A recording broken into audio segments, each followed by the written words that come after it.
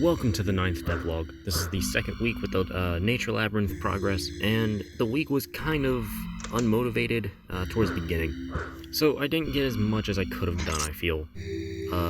But hopefully next week I can actually stay focused, and 10th devlog will hopefully have a lot more content and whatnot. Also, next week, I'm not going to be playing this game as much, because this game is strangely addicting, and there's about 301 hours of a completionist in rushed point of view. It's absurd. I don't know who the hell decided that that game was okay.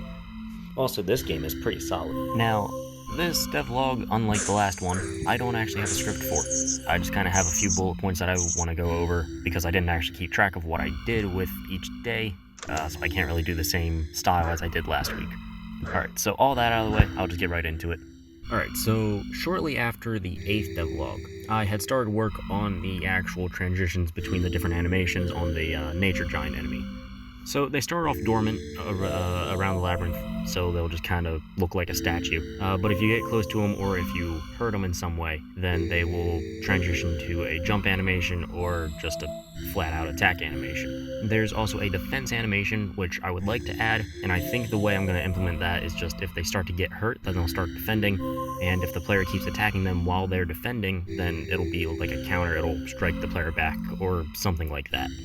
Also, I gave a new model to the roots that the giant tries to trap the player within.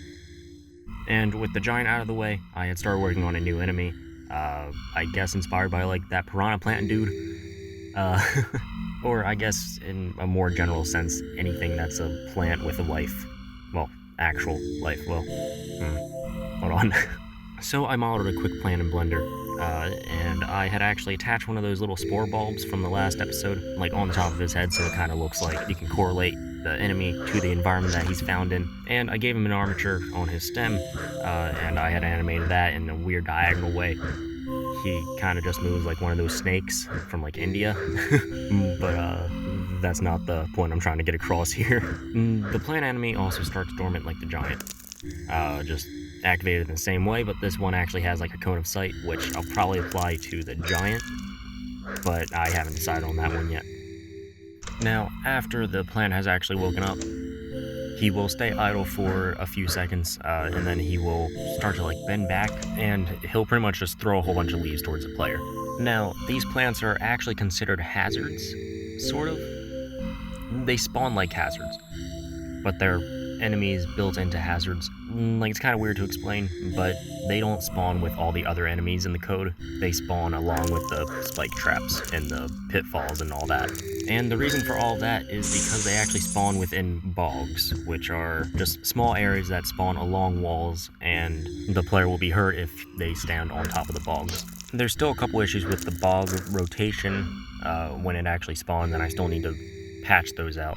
There's a smaller edition where I just made a poison wisp, just like the red and blue ones in the first labyrinth. I'm not going to claim that this is like a lot of work, because I really just copied the enemy AI.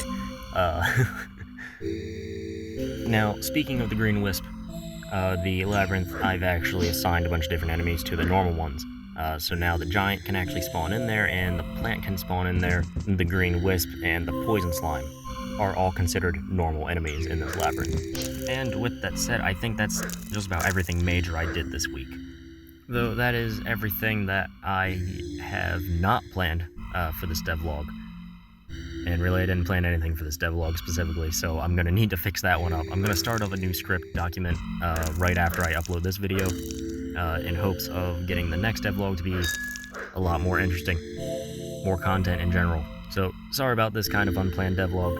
Sorry if the whole flow of it was kind of janky, but if any of this sounds interesting, I'm going to be leaving a whole bunch of links in the description below, and I will see you in the next devlog. See you guys.